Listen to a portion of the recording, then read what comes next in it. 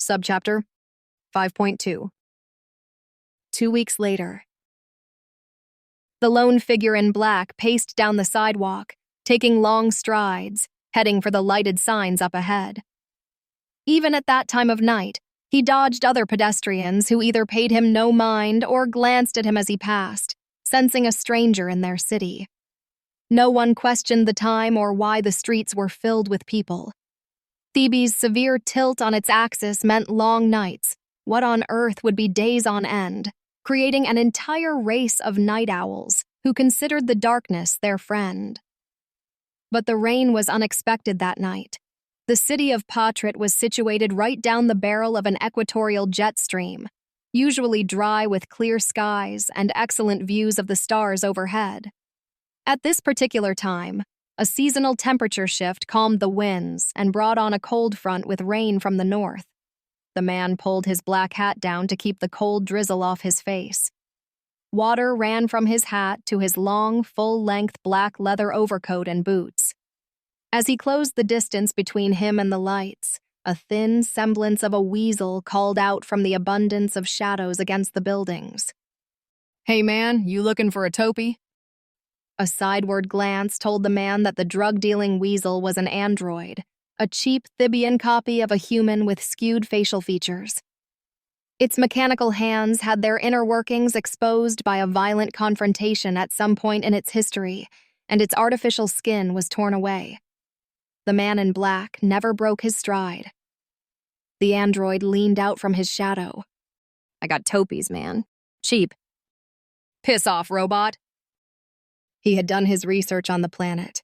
Drop a grain-sized topi in any alcoholic drink, and you are sent to a utopia of hyper-reality, invincible with godlike abilities, including interdimensional travel and communion with higher beings. The man in black had no interest in chemically induced interdimensional travel and walked on by.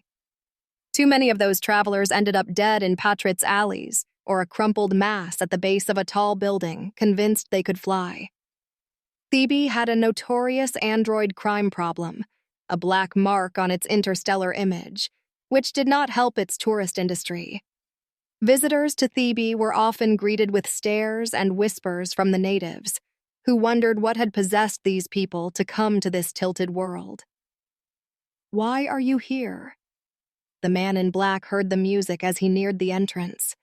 Off to one side, he noticed running nearly the entire side of the club, a series of panel-like doors that would expose the interior to the air outside when opened. Floating letters above the front entrance glowed red in Thibi's flowing calligraphic script. An English translation was stenciled in silver letters across the front window. Club HR.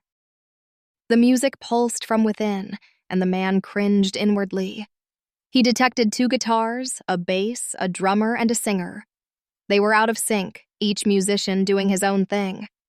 One of the guitars had a flat B string, and the singer had no presence or spark. All that in a matter of seconds, the time it took to pass by the doorman and enter the nightclub. He triggered a sensor when he stepped inside, and a sudden rush of air from vents above blew most of the water that had drenched his hat and coat. Still damp but grateful to be somewhat drier than a moment before, he stopped to take in the ambiance. Except for the spotlights on the stage, the interior of Club HR was no brighter than the darkness of the night outside, perhaps even a shade darker. He scanned the area and noticed the bar in the middle of the room and the stage to one side where the band played.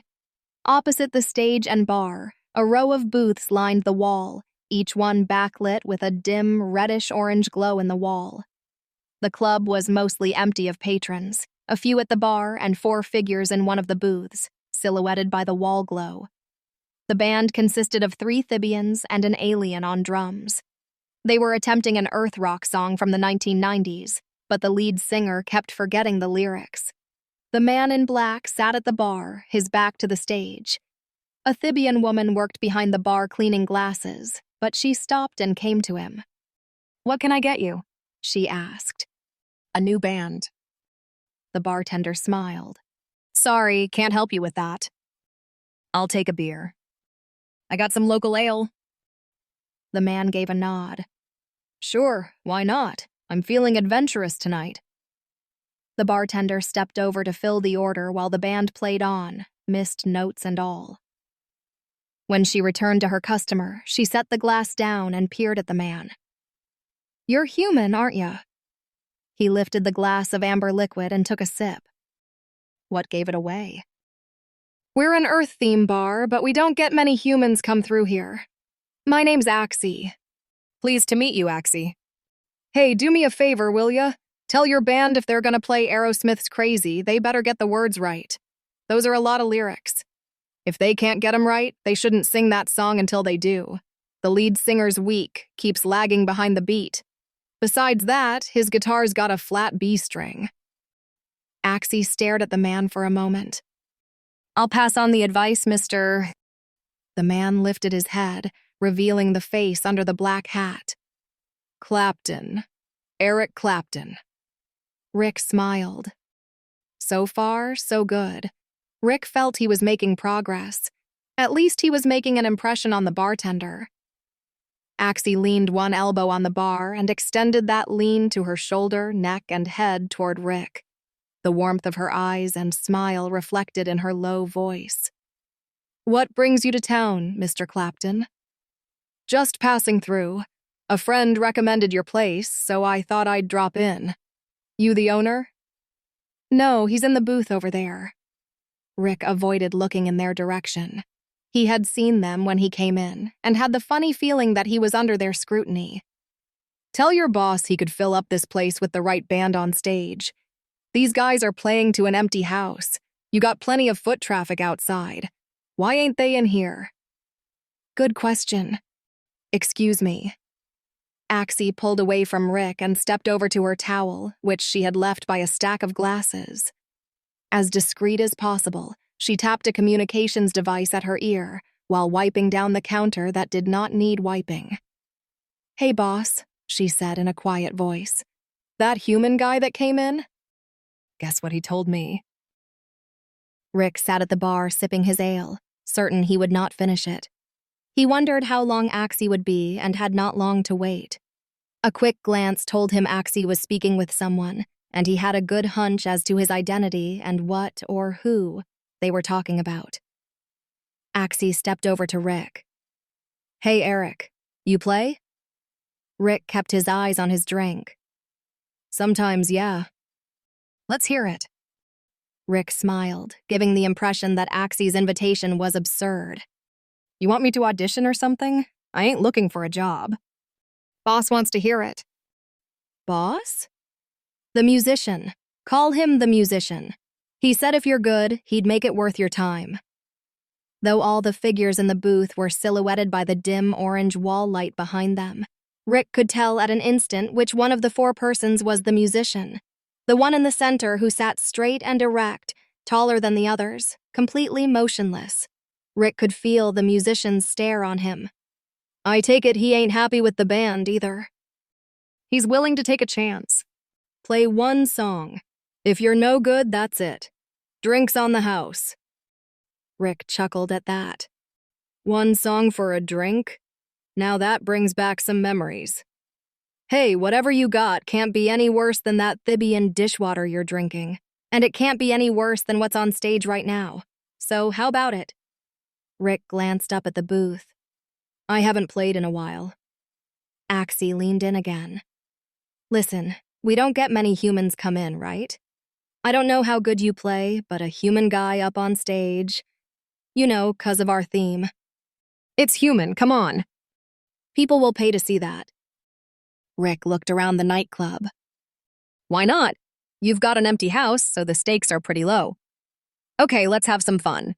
One song, that's it. He pushed his drink from him and got to his feet. Axie gave a broad smile. One song. I'll introduce you to the band. Come on. Axie turned to go. "Thought you said you couldn't help me with the band." Axie glanced back at him. She added a tilt of her head to her smile and said with all innocence, "Did I say that?" Rick returned Axie's smile, the bare trace of one, but a smile nonetheless. "I must have misheard you. But if we're gonna do this, we gotta do something with the environment." What do you mean? First thing I want you to do is open those side doors.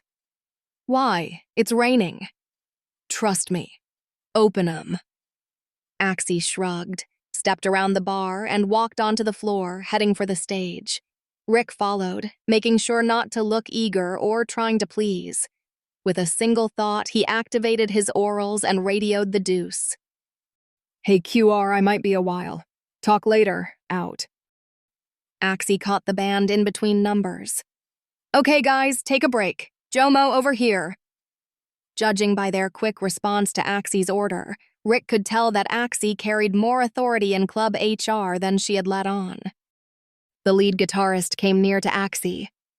Eric, this is Jomo, plays lead guitar and sings lead. Rick nodded a hello. Hey, was all he said. Jomo stared at Rick with his large black eyes. You human, aren't you? Born and raised. Jomo, give him your guitar, Axie said. Jomo stared at Axie. What? Give it to him. Musician says so. Jomo glanced over to the booth at the wall. Rick held out his hand. If you don't mind. Feeling outvoted, Jomo lifted the guitar and strap over his head and handed it to Rick. You play? Let's find out. Got a pick? Jomo gave Rick his pick. Axie turned back to the other band members. Okay, break time's over. That was quick, the drummer said. Rick brought the band close. The name's Eric Clapton. We're gonna play Boom Boom, a blues song in F, up-tempo, by John Lee Hooker. You know it? The bassist spoke first. You lead, we follow. Rick smiled. Just what I wanted to hear, but you gotta know the song. It opens with a stop-time hook, so be ready. Rick gathered the band in a tight huddle and went through the basics of the song. A minute later, the band took their places. The first thing Rick did was to tune up the B string on Jomo's guitar.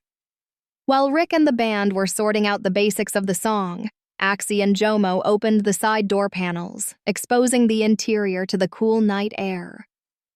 The rain had subsided for the moment, bringing out the pedestrians. Rick stepped up to the mic as Axie and Jomo went to the bar. Rick wore his black hat low, the brim hiding his face from view. Evening, Rick said in a low voice. No applause, which came as no surprise to Rick as he was playing to a near-empty house. This is called Boom Boom by John Lee Hooker. Rick let a moment of silence linger in the air before ripping it to pieces. The club's scattered patrons jumped, startled, and stared at the band. Axie also stared, unable to keep her smile down. Outside, the passers-by stopped and looked through the club's open side. Some came closer and watched the show for a while before coming in. Rick glanced up between his lines and saw that the silhouette of the musician had not moved or altered its appearance in the slightest. He was still under the boss's review. The band took the song into a long instrumental break, an extended, up-tempo boogie rhythm that anyone listening could not resist coming closer, tapping a foot, and breaking into dance. By the time Rick brought Boom Boom to an end, the club was packed with patrons, buzzing with conversation, applause, and exhausted dancers. Axie was a flurry behind the bar, filling orders and pouring drinks. She became overwhelmed, and a second bartender was brought out. Food orders went out to the kitchen, and servers returned with hot plates. A line formed at the front door, and a house member was assigned to keep the incoming customers organized. Rick kept it going. From one blues standard to the next rock top 40, he drove the band on, stopping occasionally for a water break.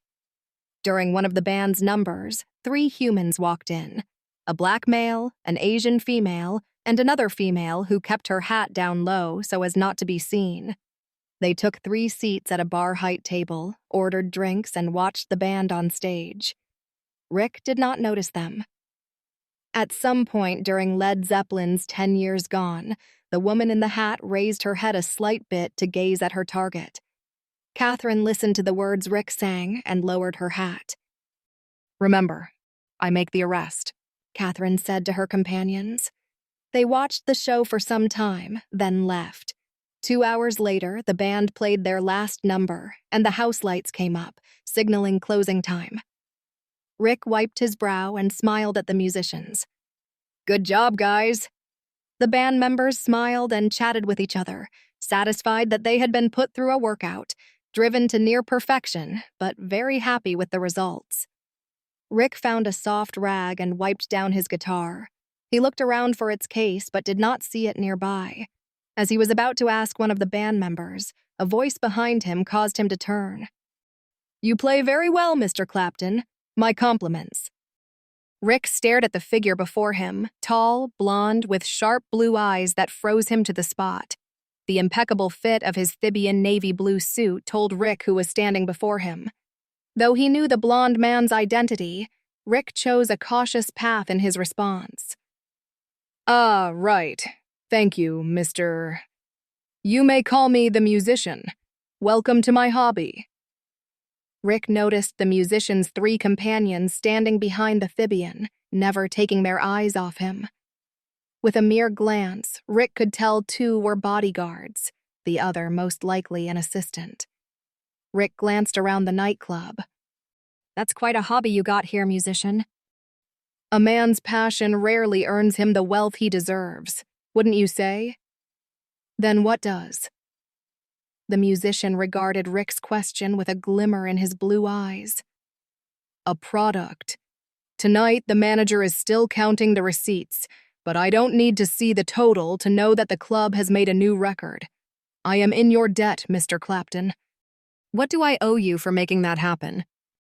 Rick thought for a second, then looked at the guitar in his hand. You know, I lost my guitar not long ago.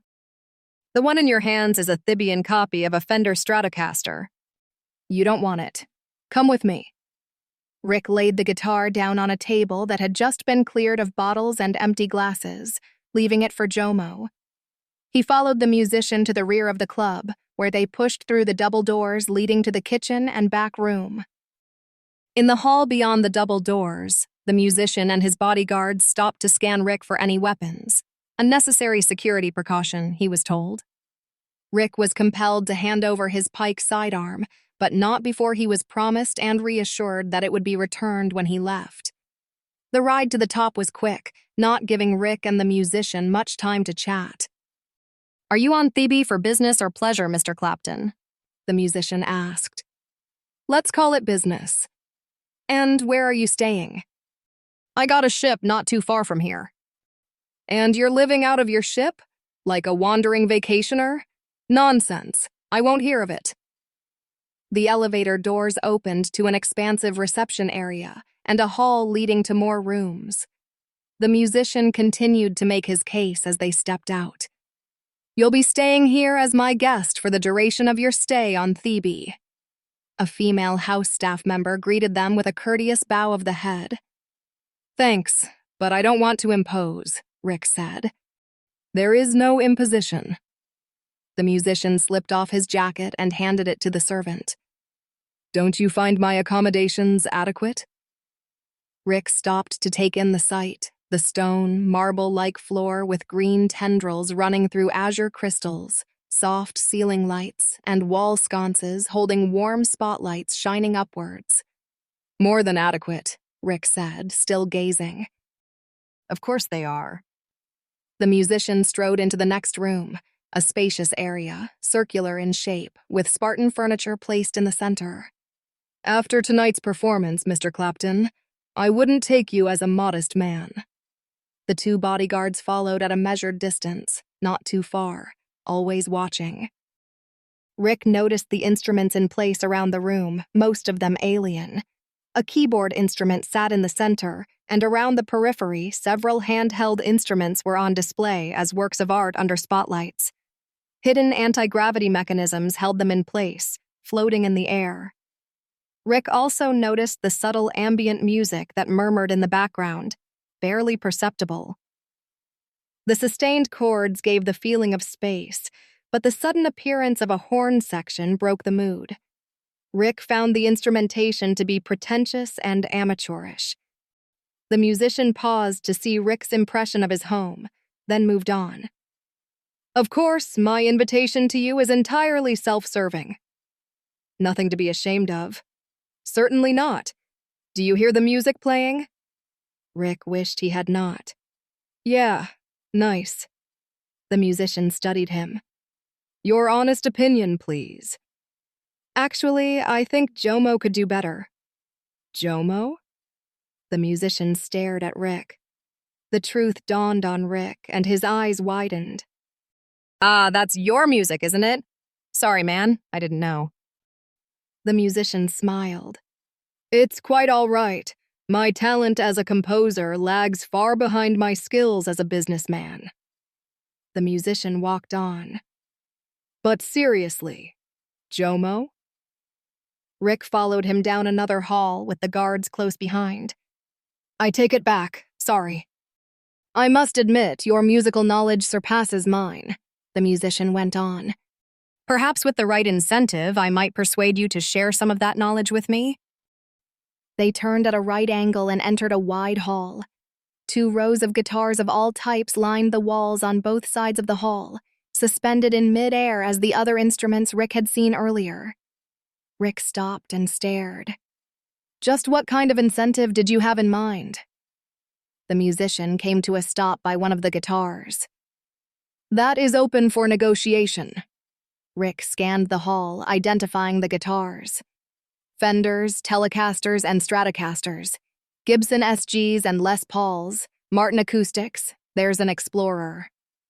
Rick joined the musician by a guitar with a matte black finish and a well-worn maple neck. What about this one? The musician asked. Rick looked it over up and down. Fender Stratocaster, mid-20th century Earth, I'd say. Looks like it's seen a lot of action. Correct. This guitar was given the name Blackie by its original owner. The musician studied Rick's face, letting the implications set in. Rick froze. Every guitarist from Earth to Thibi knew the guitar named Blackie and who owned it. The musician smiled. Eric Clapton. Rick avoided the musician's gaze. Right. About that. You may relax, sir. In my business, the use of pseudonyms is commonplace, practically an obligation. Rick smiled. Okay, you got me. Call me Rick. We'll leave it at that. As you wish. Though I commend you on your choice of alias. Rick turned his eyes back to Blackie. So, we were talking about incentives in exchange for musical services? The musician made an abrupt turn and strode down the hall. Blackie is off the table. However, I do owe you a form of compensation for a successful evening. With the 2 guards behind him, Rick followed the musician through another set of doors, which opened to an office. Computer consoles surrounded a central desk on one side of the office. Opposite the computers and desk, on the far wall hung a full-length, floor-to-ceiling portrait of the musician, his entire figure, dressed in Theban formal attire, what might be expected of a gentleman in the past when attending the opera. Rick was careful to hide his initial reaction, which was to wince and shake his head. With his earlier embarrassment regarding the musician's background music fresh in his mind, he kept his mouth shut about the portrait and how it came across as the very epitome of self-absorption.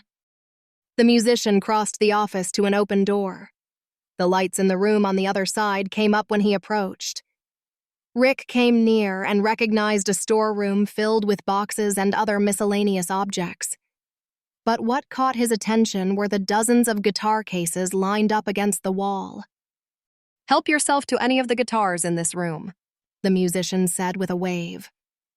Rick felt that impulse that musicians experience when faced with instruments in cases, the overwhelming curiosity to see what lay hidden in velvet cradles.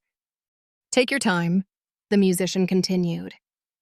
He moved to his desk, sat, and scanned through the messages on the screens. Rick held his place at the door, staring at the cases along the wall. He felt that he had gone far enough. Time to come clean. Musician, Rick said, turning to face his host. Or should I say, Leo's Minin? The musician paused, his eyes on his screen. I see you have done your research. To what purpose?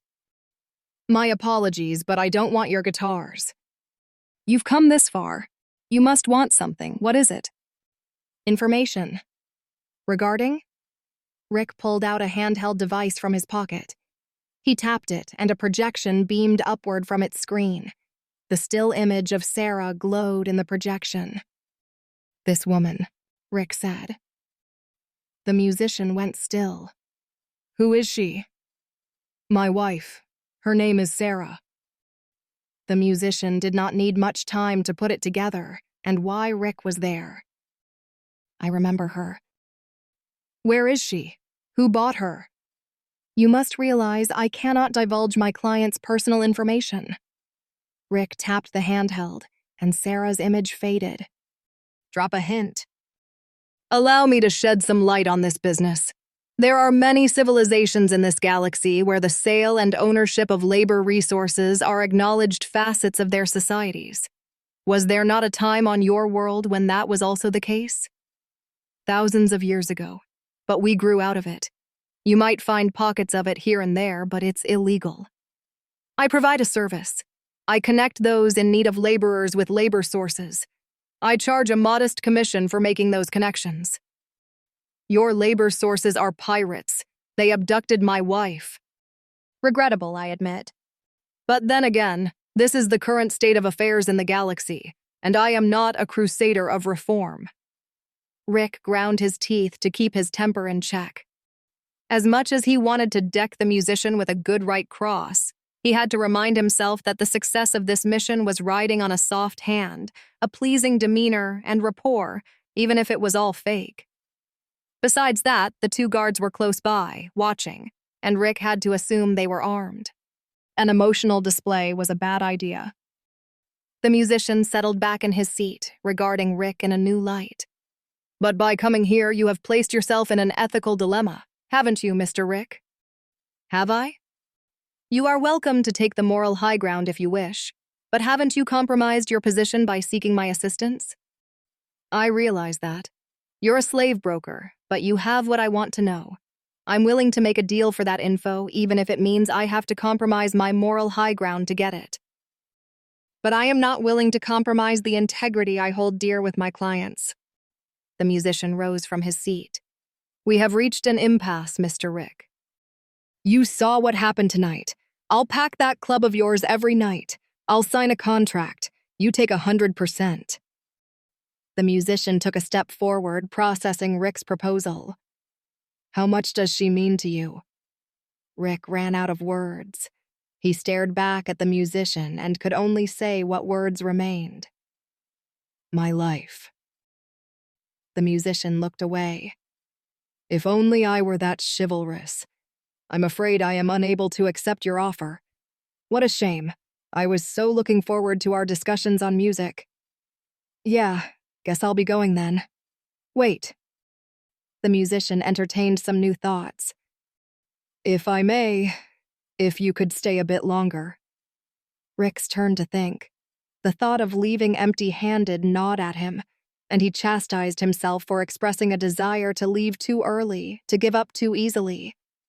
What for? Rick said, curious. He reminded himself not to be in a rush. Patience. Patience. The musician did not answer, but instead turned to the wall, the one with his full-length portrait in formal attire. He stared at the wall for a long moment. Too long. Rick's brow knitted, unsure what was going through the musician's mind. As he stared at his host, he became aware that the musician was not gazing at himself on the wall, but at the space to the right, a blank area marked only with a gold filigree pattern. The musician seemed to hit on a new thought, a revelation. He turned with a pop, strode to his desk, and tapped a panel. The wall behind his desk, opposite the wall with the portrait, separated and moved apart, revealing a lounge area with high windows and a view of the city at night. A bar with bottles and glasses was to one side, soft cushioned seats on the other. It would grieve me to let you go without some form of compensation for your performance tonight, the musician said as he strode up the 2 steps to the lounge. His voice conveyed a sense of renewed vigor, upbeat. Oh, we're back to that now? Rick followed the musician at a casual pace, careful not to look too eager. As he spoke, the musician stepped to the bar, took a bottle, and filled a glass with a small amount of dark amber liquid. Enjoy the view of Patrit and a glass of Thibi bourbon. If you would give me a moment or two, I'll find you a good instrument, one that I'm sure you'll love. He waved a dismissive hand at the storeroom. Not one of those, something better. Curious, Rick took the glass, reassured by the thought that this delay was just what he needed to plot his next move. He watched the musician make his way out, stopping to confer with his security. Odd, he thought, that his compensation for his performance should in some way involve the musician's guards. Perhaps he was mistaken. Rick settled into one of the soft cushioned seats and studied the bourbon's color. What Rick did not hear was the musician's whisper to his guards. Send up our guest. He would have to get QR up here, Rick thought. If he could get QR access to the musician's computer for a few minutes, they could walk out with his client list and perhaps some record of Sarah's sale. A cross-comparison with the sales records from the auction house on Dukas and the musician's client list might hit on a similarity, an intersection between seller and buyer, a name, a location, anything. But he would wait for the musician's return. If he got a nice guitar out of all this, in addition to Sarah's whereabouts, all the better. Rick took another sip of his bourbon. He found it quite smooth with a spicy finish, much better than the Thibi ale he almost gagged on downstairs. As he considered the complexities of bourbon flavors, a security guard positioned himself to one side of the room, holding a small device in one hand. Rick paid him little thought. He now questioned his wisdom of coming up to the musician's home so soon. Events seemed to be accelerating too quickly. The initial plan was to meet the musician and gain his trust and his favor, using music as a mutual interest. He expected the process to take a day or two, after which time he was to introduce his friend, QR. Much was riding on the hope of being invited to the musician's residence, where QR would covertly copy the files from his computer as he had done on Dukas. He was not expecting an invitation to the musician's home on their first meeting. A movement in the doorway caught Rick's attention. The musician entered, but empty-handed. "Mr. Rick, I've brought you your gift," the musician said. A dark shape crept behind the musician and struck Rick with alarm. He jumped to his feet, dropping his glass to the floor. The musician darted to one side and stood against the wall. His sudden movement revealed Catherine Mercer. Catherine strode forward, gun in both hands, her voice loud and firm. "IPS! Freeze! Hands where I can see them!" Rick froze in a state of shock. He had no time to react, no time to form words, no time to run. He had no weapon, no way to defend himself. "Rick McCabe, down on the floor, on your knees, hands behind your head." As Catherine's eyes bore into him, a flash of light in the center of the room blinded everyone. Rick blinked and stared at Catherine as metallic tendrils shot out from the device in the guard's hand, encircling Catherine and binding her in a long shoulder-to-ankle knot. The guard switched his device, and Catherine's metal cocoon finished itself, laying its ends in a smooth wrap around its prey from ankle to neck. The metallic rope-like material was pewter gray in color, flexible and pliable when fired from the device, but was now firm and solid in its completed state with Catherine at its center.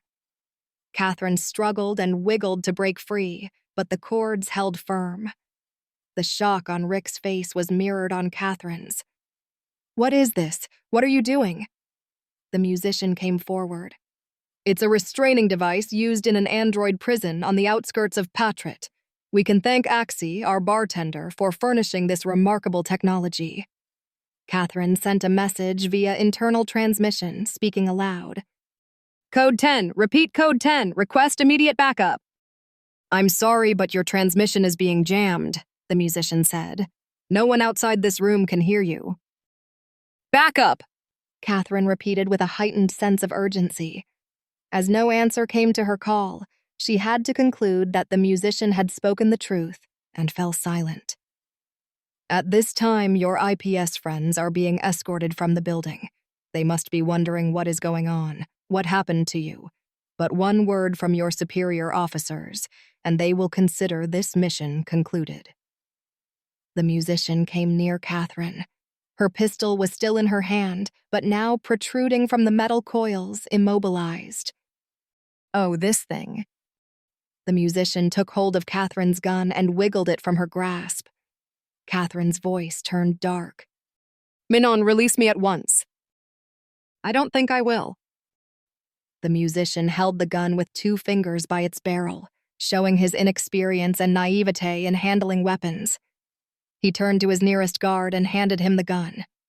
Take this, please, before it goes off. Rick stood frozen, watching all the events unfold in stunned silence. He shook his head to clear the confusion. "Okay, musician, what the hell's going on?" I told you. I brought you a gift. "Her? Are you kidding me?" Yes, her. I am not kidding. I know she's not what you were expecting, but don't be disappointed. In addition to the android, a crate is being prepared at this moment and will be waiting for you when you are ready to leave. Catherine glared at the musician. Minon, I demand an explanation. We had a deal. "A deal?" Rick said. "You had a deal with IPS?" I changed it, the musician said. Something better came along, something much more rewarding. The musician took the device from the guard who had snared Catherine. "Now, Rick, let me show you how this works." "In a minute. Why are you giving me Catherine Mercer?" I promised you an instrument. I'm giving you one. Rick's eyes bounced from the musician to Catherine and back to the musician. Yeah, I'm not getting it. What is a musical instrument but a channel, a voice box of the musician's heart? It is the resonator by which the musician expresses his soul. He turned to Catherine. As Catherine is an android, a machine, she more resembles an instrument than a soul. Catherine stared at the musician, quiet for now, but a storm brewing. "And who plays this instrument called Catherine Mercer?" the musician went on. "Who uses her to express its heart?" Rick nodded. "IPS." The musician studied Catherine. "Who is your musician, Agent Mercer? Who plays you?" No answer. "Is it not the Provenance, that overbearing galactic bully, bombastic and cruel?" Catherine's voice turned sour as the musician had hit a raw nerve. "No, nobody plays me." The musician neared Catherine. "You are an instrument, my dear, a collection of strings and frets, an empty sound chamber filled with vibrating air, producing sound. That is all." Rick waved a hand. "Okay, she's an instrument. What the hell am I supposed to do with her?" The musician turned back to Rick. "I'm going to give you coordinates to a certain world. Return to your ship and go there. Follow the instructions given. Someone will meet you. He is not my client, but a representative. It seemed that when my client won the bid on your wife, it created no small degree of family turmoil. I spoke with him a few minutes ago, and he has agreed to a new deal." The musician handed Rick the device that had ensnared Catherine. "Take this." Rick took it. "What deal?" "When you meet my client's representative, you are to give him the android. In trade, he will give you your wife, the one you call Sarah." Rick blinked, not sure he had heard correctly. "Huh? What?" "You are to trade Agent Mercer for your wife. From what I have been told, Sarah is in good health." Catherine stared at the musician, appalled. "You can't be serious." "I am." "Now, Rick, pay attention. The restraining device on Agent Mercer was designed specifically for androids. As I understand, she can access electronic devices remotely. The dynamic wrap that she is caught in is shielded. She cannot access its controls. It also jams any transmissions within a 4-foot radius around her, so she will not be able to send or receive a message or send a tracking signal. I advise you to keep her far from your ship's transmitters, as those will also be affected." "What did you say to IPS?" Catherine demanded. "Who made this deal with you?" "I'd prefer not to go into details, but they seemed quite happy to be rid of you." "Who? Director Kosar?" Again, no details. "Now, Mr. Rick, I have yet to hear your answer to my offer. Do you accept this gift of Agent Mercer to trade for your wife?" Rick nodded with enthusiasm. "Yes. Yes. By all means, yes. I'll take her. You sure Sarah's at this place? They'll trade her?" "You have my word." Rick shook his head. "I don't believe it." "Why?" "Why, musician? I get it. I did you a big one down at the club tonight, but this—" Rick could not find the right words. He shook his head. "I would have taken a guitar for that. Why are you doing this much for me?" The musician stared at Rick for a long moment. He then turned and went to the wall where his portrait was displayed. He stopped before the space to the right of his portrait and tapped 3 spots on the wall, clearly some type of code. Within seconds, the surface of that half of the wall dissolved and rearranged itself into a new image, the stunning likeness of a Thibian woman. Rick saw how the full-length portrait of the musician fit with the full-length portrait of the woman, a perfect pair, a double portrait. "Who is she?" Rick asked. "Her name was Lura." The musician gazed at her.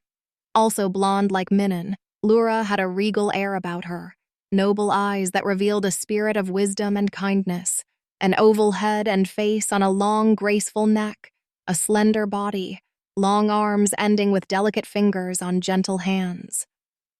Minnan stared at her without saying more, then tapped the wall again, returning it to its previous state with the swirling vine pattern. He turned away from the wall. "Lura was my wife.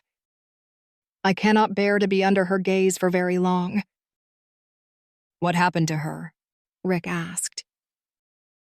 The musician was slow to answer. He stared at the tall windows opposite the portrait wall, reliving the misfortunes of the past, words and narratives that could fill chasms. But after staring into that abyss of memories, he could only manage 3 words. "I lost her.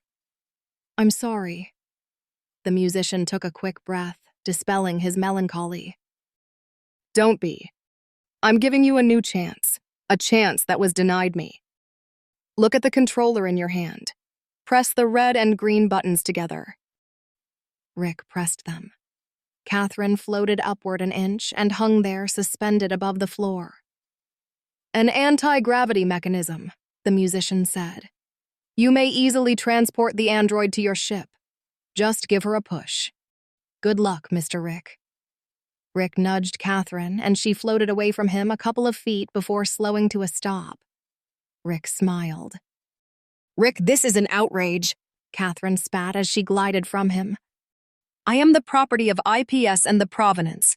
I demand you release me at once." Rick shook his head. "No, you don't belong to them." Catherine stared at Rick, uncertain of what he was saying. Rick looked straight into her brown eyes to make sure he was understood without question. "I own you now.